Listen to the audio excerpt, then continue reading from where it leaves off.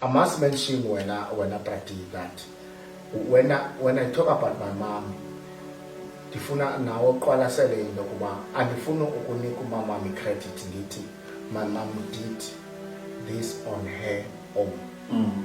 Kube khona abantu basecaweni abaye bamncedisa kwimeko owayekuyo. Okay, khona bakhumbulayo abo bantu. Yes. Since itopic yethu sinombulelo phakathi. Yes. Sikwazi basibabize ngamagama. Thank you so much. Ukhona umama kwakuthiwa ngumama uMafana. Umama Mafana wayeneshop kwindawo kuthiwa kusePindays apha eZwide. Umama ke lowo wayekhonza nathi eNkonzweni but ekhokhelwa ngumama wami ngokwaseNkonzweni. Mama wayeyilida yehlalo kuthiwa nguhlalo. So la mama was very close to my mother. La mama ke ene business. La mama yayingomnye wabantu abathi bazokuma nomama ezokuncediseni ukukhulisa abantwana. Sisigaba eso endiqonda uba kwakulela xesha ndandisafunda. So kwakhona lower primary or high school. we're talking about high school. Kwakhona nomnye utishara owayemuthanda kakhulu umama wami ndisafunda eJailis Qamlane. Lo tishara kwakuthiwa nguMemxako, akasekho ke uMemxako. uMemxako wangithanda esikolweni. Ndandicinga inoba wayeyibona nemeko kamama wami because umama wami wayethengisa amalusu. Lona mosamalusu. So what my mom would do, she would clean asike afake esiplastikini athi otishara bakho bacelile uba bafuna iiplastiki zamalusu. Ndizoyiqwalasela later on intoba ootishara bayibona imeko yexhegwazi and they wanted to support. So bamsapota ngentoba sizawuthenga amalusu. Yabona?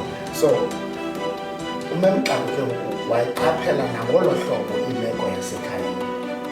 Wandithanda uMemxako to a point ndikhe ndaba nethuba lokuba ndishiyiwe lelam elalini ndiyohlala noMemxako.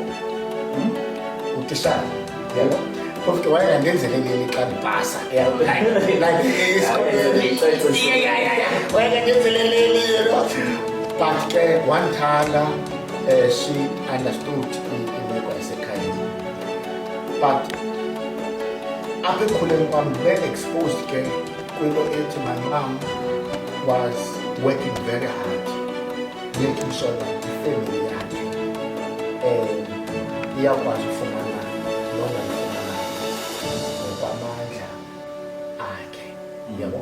Ndakhulela ke kwi-environment enjalo. Yabo?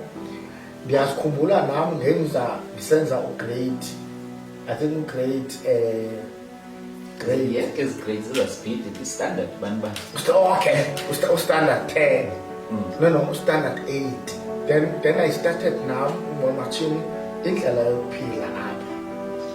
Ukuba umuntu makavuke kusasa ayothenga athengise.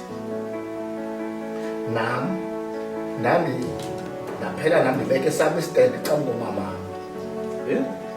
Yabo? Uyabona apho le Udla ngothiwa like father like son. Ufunde kumama.